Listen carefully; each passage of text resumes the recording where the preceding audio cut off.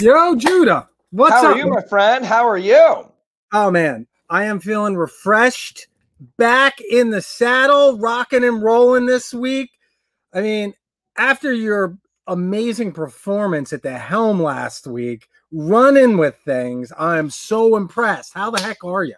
I am doing great, and I am happy to have you back here, Josh. I've been doing some work on my office, setting up some good stuff for some videos and other things like that I'm working on. What do you think, dude? Dude, I think it's great. I was actually going to say, last week on the show, you said, "Oh, I'm going to have to change up my what? I got to change up what I'm wearing. It's white on white." Right. I think you just moved rooms. Yeah. I mean, I got a whole new background. I got lights in here now and everything like that. We're going to be doing some high quality YouTube video training and some other stuff like that coming. So really excited about it. Josh, why don't you introduce the show and then introduce yourself, my friend? Awesome. So today, welcome to the Build and Grow with Real Estate show.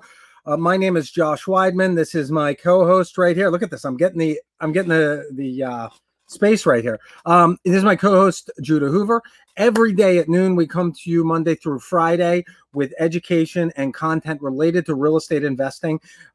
Typically Monday through Wednesday, we do some educational stuff and dig into like how to invest, where to invest, how to build your marketing campaign, things like that.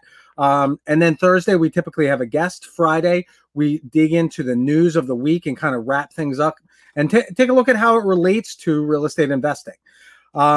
My name, as I said, is Josh Weidman, and I'm gonna let Judah introduce himself here, if that's all right with you. Go ahead, Judah, jump in. Yeah, so my name is Julia Hoover, and I am a real estate investor for about 20 years, and somebody who is also servicing the real estate investing community as a realtor and a property manager. And I got to tell you, it's been really exciting recently to work with a lot of wholesalers who have a bunch of near misses, but are interested in still servicing those people. So if you are a wholesaler out there and you're talking to somebody, and they have a $200,000 house, and you know that you've got to offer them 100, and they're just not willing to take it, but you think that they'd be interested in working with a realtor to get it listed, give me a call. And what's great is there are legal, moral, and ethical ways that I can help pay for your marketing and get other compensation back to you for doing that. I can't just hand you cash in a brown envelope. But if you're a realtor, if you are a wholesaler and you'd like to work with a realtor on your near misses to get them listed and still pay for your marketing, you can absolutely do that. Give me a call, 717-766-7994. Awesome. My name's Josh Weidman. I said that already, but I'm a hard money lender right here in Central PA. Hard Money Bankers. We have been in business since 2007. We've been lending hard money to real estate investors. Since that time, we've done over 3,000 loans. Right now, we have offices in Central PA, Philadelphia, North Jersey, and Maryland, which allows us to lend really, really quickly as direct lenders in our backyard. So if you've got a project that you're looking to have funded, give me a call, 717-213-8488. I'm going to need some basic information about the deal. I can underwrite the project within an hour, 2 hours, couple hours, same day for sure, get back to you with a quote on what we can lend on the project. If all looks good, we can fund as soon as the next business day. So we're really quickly moving. We are very in tune with each of the areas where we invest and where we lend. So if you have a project in Pennsylvania, New Jersey, Delaware, Maryland, Northern Virginia, or DC, give me a call today. We'll underwrite it quickly. We'll be ready to fund in no time. So Judah, what are we talking about today? What's our topic? Well, we are talking about sunshine and rainbows and gumdrop houses and all the great and that's what we're covering today. Yes? No? Well, so look, you brought something up this morning about some actual good news in the economy. Sometimes when you look at everything with a certain tint to a perspective, you don't really get the full context of what that really looks like. And we were talking about, every week we talk about housing Every week we talk about the unemployment. Every week we tend to look at some of the large business bankruptcies that are announced and things that are happening in business. But since Friday, I mean, we've gotten a little bit of perspective on some of the bankruptcies that have been going on. So I don't think it's actually it's not actually, it's trending bad. So last year there was 39 bankruptcies, 39 major retailer bankruptcies. Okay, so obviously there's more bankruptcies than that when you talk about personal and other businesses, but major retailers last year was 39. This year so far was 40. So, oh my goodness, we're worse than last year already, and we're only halfway through 2020. 2007, 8, and 9 had numbers like 440, 407, 380 something or other. So I think that what we saw, and that was during the financial collapse, right? So we saw major retailers go through a whole bunch of pain. A lot of those companies emerged from bankruptcy. A lot of those companies came back, and a lot of those companies were replaced by other companies. So, there's a lot of people who think that retail is dead in America or dying.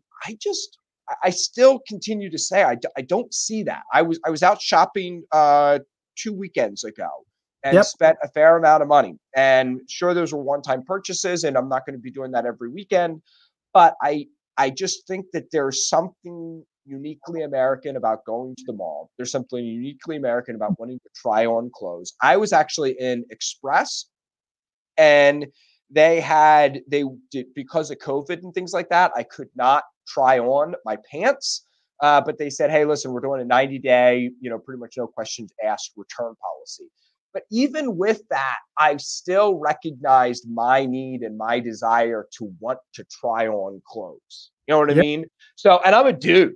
I'm not even a chick, and I'm saying that trying on clothes is an important thing. So I think we're definitely seeing higher foreclosures, that bankruptcies, than we did last year. But they are a tenth of what they were during the bloodbath of 08, 7, 8, and 9. And here's the other thing. The people can say that this is just getting started. Well, yeah, it is just getting started. But hopefully it's winding down. Hopefully we're coming to the end of this. Jana, thanks for jumping on here.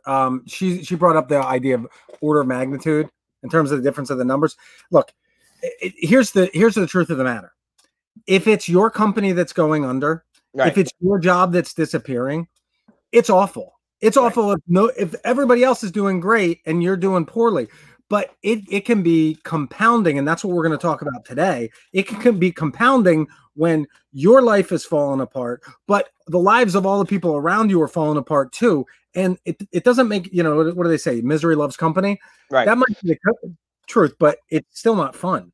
I think another cool thing to look at is, and I've just finally seen the numbers, is 20% of the stock market right now is individual investments, and like individuals. So I think that a lot of that means that money is ripe to be wiped out if and when. So like my sister John, right? I mean, and this is not a shameless plug for her, but so if and Josh, you and your wife are thinking about doing some investing and doing some other things like that. If you give your money to Edward Jones through Jana, if ever there's a downtick, they're going to sell stock for you. They're going to do whatever needs to happen, and they're going to be able to, make some of those moves for you while you're out there closing loans. Right. If you have money in a Robinhood account that you're kind of pretending to be a day trader, and some bad news hits and the stock gets wiped out or, loses 20 or 30% of its value, you're not being you're not being protected. So I think it's cool that the U.S. consumer has enough confidence to kind of enter back into the day trading world that we haven't seen at levels since like 2001, 2002. You remember back like late 90s, early 2000s when like day trading was all the rage. Yeah. So, Robinhood has opened up like 3 million accounts. I forget which platform it was that they opened they opened 200,000 accounts just in March, And they said that that's more than any other year. And I got to tell you, like, I looked back over their numbers and it looked like it was more than any 3 years combined. Right. So, you know, I mean, to say that we opened more accounts in March than any other 1 year is even in and of itself a bit misnomer, because they opened more than in any 3 years combined. So what's really crazy about that, though, is that the average net account balance was like $235,000. So, I mean, people were trading real money when they're trading. It's not like somebody threw 10 grand in an account and they're like, hey, let's play around with this. They're trading their retirement funds. I mean, right. that's and that could be really good, could be not so good. That's really scary.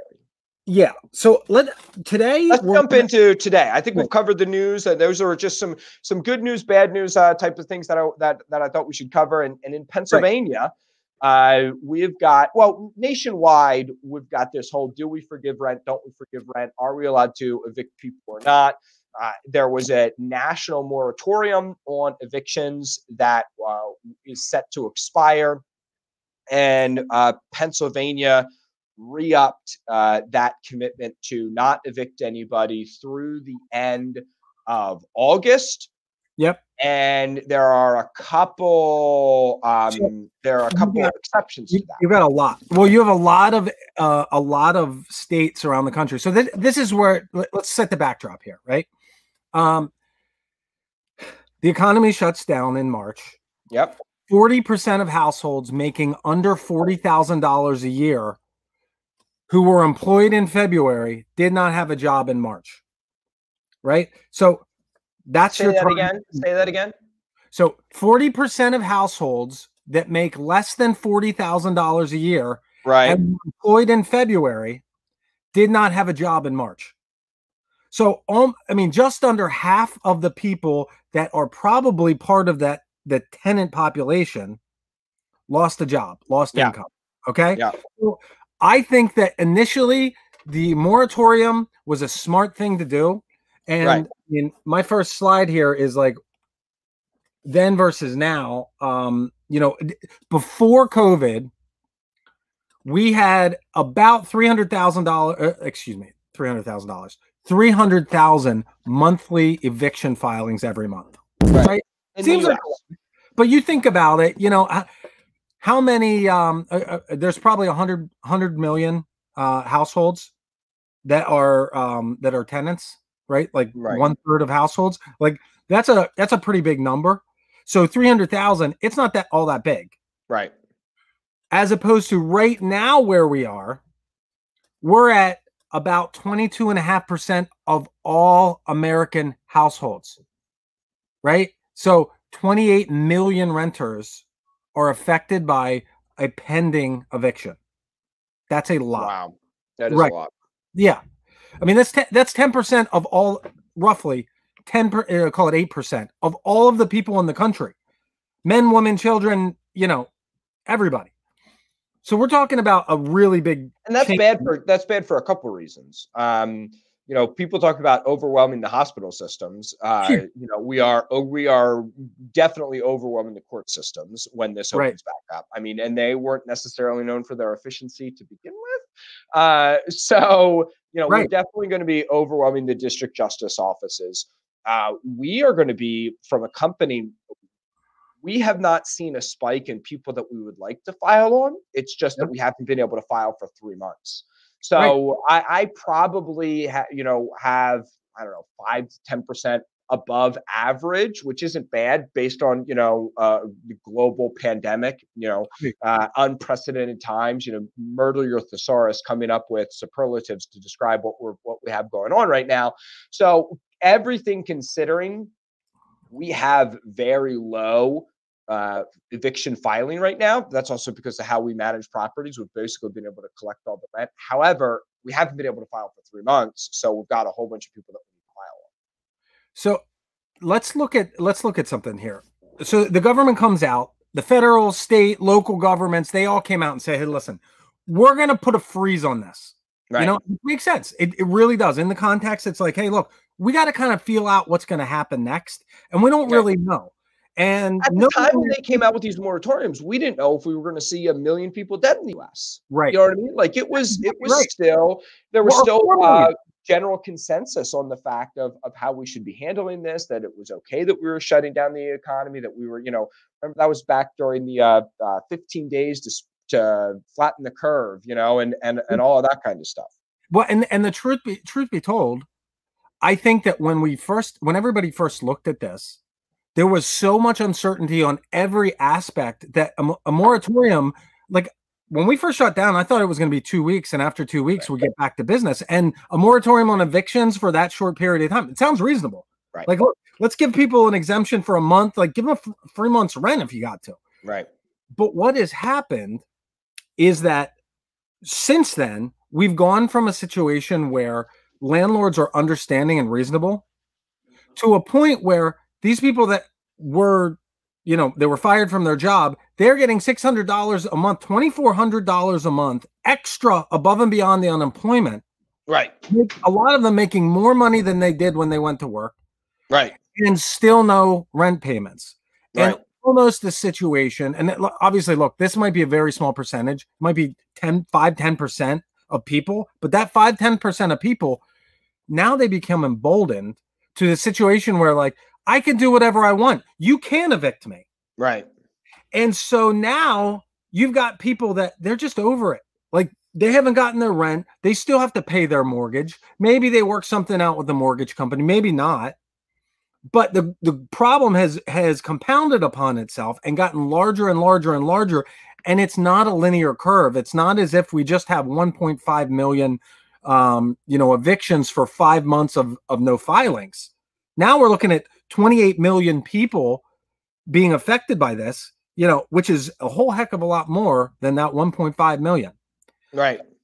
So we've got all of this stuff, and we've got jobless claims that are continuing every week. It's like another million and a half people. We got companies going out of business, and thankfully it sounds like it's not as many as Right. we thought. Right. But it's become a real huge problem.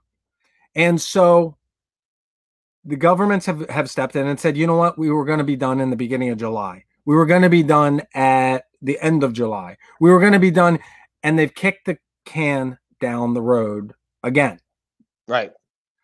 So as of right now in Pennsylvania, it is in place until the end of August. That's right. So why do you think they've been doing this? Why extend the moratorium? Because I mean, it's pretty obvious that it's just getting. Do you want my cynical answer, or do you want I my opinion? I want your opinion. I'd love to hear from our viewers, like, to get some feedback on what their thought process is about these evictions. Let's start with you. I mean, my thought process is that, government doesn't fully understand, and Tom Wolfe, he was a business owner. He ran a relatively big business and was relatively isolated from understanding the pain that many small business owners go through when they're not able to collect rent, and then they're also not able to get tenants out. And also, I can tell you from firsthand experience, after years and years and years in the property management system, the whole system is set up to be extra super tenant friendly anyway. If Josh is a tenant of mine and he breaks the lease, I basically can't evict for anything other than unpaid rent. Good luck going to a judge and getting somebody to evict because they're playing music too loud, or they're disturbing other people, or they're doing damage to their property, or anything else. It is just almost impossible to evict for any of those things. You have to have explicit knowledge, and it can't be. I mean, well, so you've got to have pictures. You've got to have, when you ask them to correct it, and that they didn't, and other things like that. So the point is that it's not just that people are getting away without paying the rent. There's a whole bunch of other people who, they're behind a little bit on the rent, but they get caught up and they do this and that, whatever thing. Oh, they're being a jerk. And so therefore I'm going to use the non-payment of rent to be how I'm going to get them out. So there's a lot of people who are just being bad actors, and owners are not able to get them out. And so fundamentally it's a disconnect. Fundamentally it's a lack of understanding. There's a reason why in America, there are very few large holders of single family homes. Yeah. It is a very difficult product to manage, and it is a very difficult investment to make work. Yep. And it's why it is a space that is populated by so many mom and pop business owners. And the government fundamentally does not feel the pain of mom and pop business owners the way that they should. And so they are interested in kicking this can down the road. And all right, I'm going to give you my 2 cents, and it's all along the same lines, right?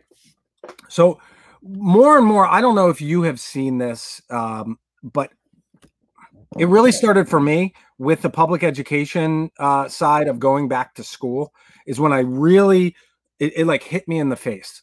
It's almost like everybody on my news feed, you know, all of the articles, all of the journalists and everything, they all got together and they're like, okay, this week we're going to talk about, you know, keeping kids at home in the fall. right. And we said, all right, well, how are we going to do this? Well, let's start it by teasing, you know, a couple teachers will tease a couple, a couple comments on their Facebook page. And then we're going to release a couple articles from some, you know, lower end blog posters. And then they'll get picked up by some of the mainstream people. And then all of a sudden by day 4, we're going to have everybody on TV talking about it. It'll be perfect. We'll just sum it up. And as I look back, there have been a number of different topics that have followed that same protocol. But with what I find consistent across the board is that all of these arguments, they start with a straw man. They start with the straw man landlord who is the dude from Monopoly. What's his name? It's like Morbucks or something like that. Whatever the guy's name is, but with the top hat and the monocle. Right. Yep. I think he's just the Monopoly guy. You're thinking of Daddy Warbucks from Little Orphan Annie. Right. Well, no. I'm telling it's the Monopoly guy has a name. Something Moneybags is the guy's name. I'm going to Google it before we're done with the show. But anyway, long story short, you got him as a straw man on one side. He's this rich dude with these big piles of money, and he's the landlord, the mean dude who's evicting everybody. And then on the other side, you've got single mother who's been scraping her cash together just so that she can put rice and beans on the table every day, because that's all she could afford before COVID. And she got laid off by Rich Uncle Pennybags. What is it? Rich Uncle Pennybags. Pennybags. Got it. All right. So you got Pennybags on one side. And then you've got the poor single mom who has 5 kids who the father died in the Iraq war, and she's been supporting them, selling flowers on the street, and now nobody will buy flowers because of COVID, and it's terrible. And it's like the worst possible story. And I'm not even saying it's not true, but there's one person like that. Most people are not that young lady, right? Right. And so you've got these two conflicting, straw men that are put out as examples of who's really involved here. But the truth of the matter is, that's actually really good. That's actually really good. There's straw men on both sides. And, the tenants are not nearly as helpless as what they're presented to be. And the landlords are not nearly as deep pocketed as what they're presented to be. That's insightful insight. Well, and I think that insightful insight, man, I'm making that a meme, man. But like the reality is that if we presented the truth of most of the situations that happen here, people would gravitate towards the side of the right party, right? Like if the landlord's being a jerk and not trying to help out and like understand and be understanding, most people would gravitate towards the tenant. And then vice versa, if the tenant is being a jerk and disrupting the whole house and the neighbors and causing problems and not paying rent and just taking the money and like blowing it on a new TV, most people are going to be like, yo, that tenant's wrong. Yeah. But we don't get honest arguments. Right. And I think that there are a lot of people in power right now that see this as an opportunity to initiate a change that they already wanted to initiate, but that they were just looking for the opportunity to put it in there. Right. Right. And so we end up in a situation now where we have 28 million tenants that are about to be evicted. We run into landlords that are begging just to get their rent so that they can pay their mortgage and not lose their investment, and their right? insurance and their taxes and Right. fight blight. I mean, like if cities are going to face a really hard time with unpaid property taxes, and blight is going to come back. The good thing that's been going on is with the economy being the way it's been and the real estate market being the way that it's been, cities have been able to enforce blight laws that went unenforced for a long time, and then there's been an uptick in property values because of Yeah. that. And Everything, taxes lots and of good. yeah, go. Please keep I going, was please. just saying, lots of good stuff happens when people are able to make productive use of property. Good. And when you impede the ability for that property to be put to productive use, it's not property anymore. It has no value anymore. What's it worth to anybody? Exactly. So we've got a situation now where we have 28 million people facing eviction. We have people like you and me that have been seeing this coming and have actually been looking forward to the opportunity. We have a private market that has a solution for this issue, but the government says, listen, we can't throw 28 million people on the street. Right. We need to do something. Right. And I always get a little nervous whenever the government decides to do something. Exactly. We need a shining knight to step in and fix the problem. And there is no Batman. That's the problem. There is no Batman doesn't exist, and everyone wants Batman to come in and solve the problem. And there is no Batman. Well, and so what we have is we have the government postponing the end of these moratoriums, and I think the reason is they're trying to come up with a solution. And coincidentally, our friend Ilhan Omar from Minnesota, Congresswoman Ilhan Omar, proposed something earlier this year. And I think that this is going to you're going to begin to start seeing talk about this being implemented. The longer this eviction moratorium goes on, it's going to trickle in. And right now it's going to sound abrasive. But I'm bringing this up because I've seen the same thing in Philadelphia, the same type of proposals coming out in Pittsburgh and in Harrisburg even. We've seen these proposals put out there, and they're all with the effort to help everybody involved. Right. But we need to look at the strings attached and realize that the pain that we're experiencing right now is going to be exponentially greater. Right. If some of these changes are implemented. So let's talk about this. The problem is when government tries to fix something, they usually make it worse. So the thought process here is Josh owns his home and he pays a mortgage to Wells Fargo. Yep. And what does it matter if Wells Fargo is out 2 or 3 mortgage payments from Josh? He's a big company. They're a big company and he's the little guy and everything like that. Problem is, Wells Fargo is a publicly traded company. It's owned by me. It's owned by other people. It's owned by people's retirement accounts. And yeah, maybe Wells Fargo pays their CEO too much, and maybe their executive board makes too much and whatever else. But like the amount of revenue and the amount of wealth that Wells Fargo represents to the American people versus what they pay the rich fat cats who are running it is so small. It's everybody who participates in that. And when we help Josh, we're actually collectively hurting hundreds and hundreds and hundreds of other people by that. And so the net result of that is people's stock portfolios go down, people's retirement accounts go down, people need to rely more on Social Security. Social Security needs to go up, people's taxes need to go up. When government gets involved, more people get hurt and more listen, I'm not an anarchist. Like, I think the government needs to get involved. And there's things that, only government can do and government should do best and everything like that.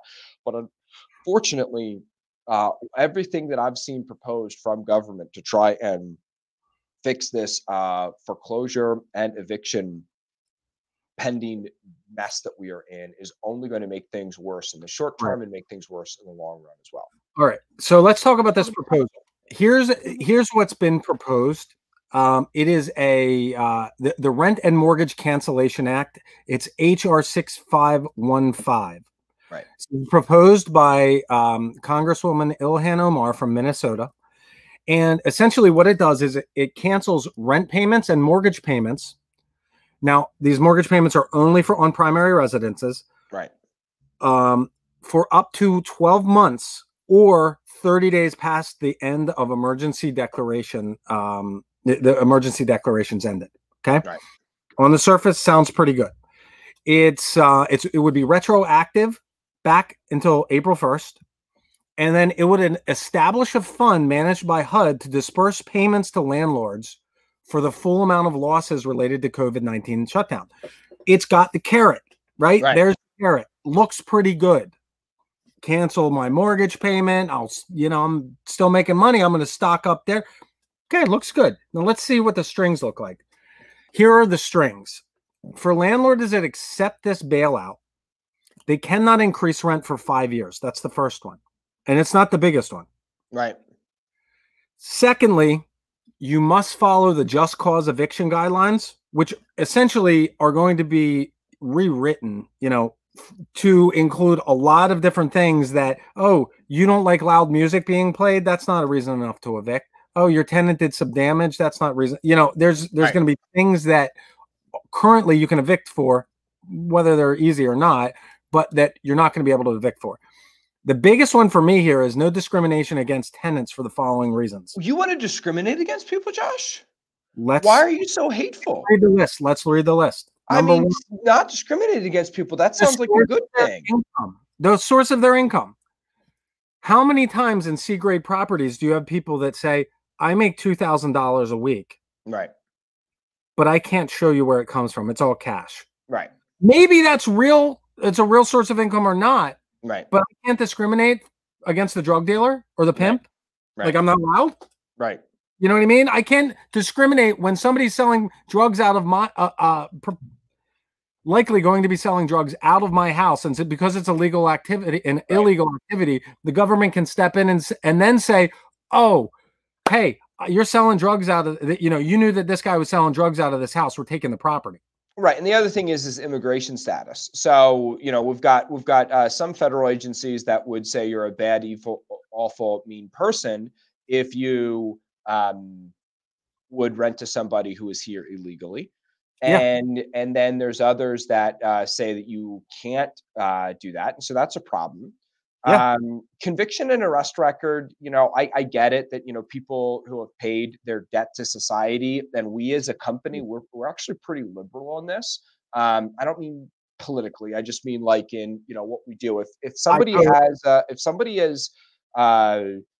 nonviolent drug charges more than 5 years ago, they don't have any fines or anything like that. I mean, we do not have that big of a problem with that. However, if it's recent stuff, if it's recent and it's violent and it's, Megan's Law violations, if there's other things like that, you need to be able to make common sense decisions on this. Judah, what if you just have somebody that was convicted for child porn? Like that's a federal offense. Why would, that being said, it's not like they're hurting anybody. I mean, so ridiculous, right? Yeah. Like who wants to move move somebody like that into their property? It's totally unacceptable. And it takes your discernment out of the conversation. It's insane. Right. And then people need to make local decisions based on what's actually going on. And then you get into things like credit score. Come on. Right. I can't look at your credit score and make a determination whether you have the likelihood of paying your rent inside this property. Give me a break. This is real respect. That's what credit scores were invented for. So that so that that we don't judge this person based on if they're a woman or if they're black or if they're old or if they're young or they're whatever. Like let's just strip it all down to a credit score. And now we're saying that we can't even use that mathematical equation. Right. So all right. So let's say you accept that. You swallow the pill. You're like, look, this is the only way I'm going to get through this nightmare. Right. And you put in an application. Well, first and foremost, payments are going to be prioritized to go out to nonprofits and then small landlords. So, hey, sounds pretty good. You know, and if you're a small landlord and you just need the bailout, that can be helpful. But you're going to be required to submit a financial disclosure to prioritize your payment. So it's almost like the big guys that just so happen to have, you know, 2 or 3 or 5 or 600 properties, and they're netting $150 to $200 a month on their properties. You know, oh, they make $50,000 a month net. That's great, but they got to pay for their organization. They got a lot of overhead. They got a lot of things. They employ a lot of people. These are going to be the people that are going to be put on the bottom of the list, which is really a shame. And I think it's, you know, really short-sighted. Also, the other problem with this is, like, I mean, the government creates a problem, and then the government forces me to fill out paperwork in order to figure it out. Right. I had a mortgage company for about 10 years, and I got to tell you, the amount and government's ability to come up with paperwork that just does not make sense and Right. it's hard to figure out. And I know a lot of people who didn't get the PPP loan, the Paycheck Protection Program, because they just couldn't figure out, and they didn't know if they were filling out the paperwork right. And the government doesn't tell you whether you did it right or not. They're like, well, we'll get back to you in 6 weeks, and if you got it, you must have done it right. If you didn't, then you didn't. Right. It's really Right. every And time. Every by the time way, the money's gone. And oh, by the way, in 6 weeks there will be no money left. Right, exactly. Yeah. Um, Also, what's the delay on this? Like, I got my stimulus check, how everyone got it, whenever they got it, whatever. Mine was like a month and a half after everybody else did. Probably because I've been self-employed for as long as I've been, and my taxes are as complicated as they are, and blah, blah, blah. If they're going to release money, but it's not going to be like on a regular monthly basis, like, what am I going to do with my mortgage company? And how am I going to, it's a giant mess. yeah. All right. If that wasn't enough, there's some more strings. With the in consideration of the problems that we went through during 2008 to 2010, when so many people lost their homes and these vultures stepped in and bought up these properties at pennies on the dollar, the bill also proposes an acquisition fund being created to buy up distressed assets. Now, the funds will be provided for nonprofits, public housing agencies, cooperatives, community land trusts, and governments to purchase those distressed assets. Who's this going to impact? Wholesalers, investors, people that are trying to take advantage of a downturn in the economy, because that's what we do during this part of the cycle. Right. I mean, that's a negative one right off the top. But guess what? If you take money for this bailout and you have a multifamily property, before you can, we've got a guest. Before you can, hey, I'm almost done here. Can you step out? No, not now. Before you can sell your property, you have to give an advance notice to this government organization, and they get first right of refusal on whether they're going to buy your property or not. Yeah, this is crazy. This is craziness. So there's been a lot of laws like this that have been passed and then overturned in the past. Equity stripping laws and other rules and things like this, and they usually end up just being bad. They slow down the process. They slow down. I mean, real estate. Half the value of real estate is that it's a very illiquid market to begin with. And what they're talking about doing here is actually making it more illiquid.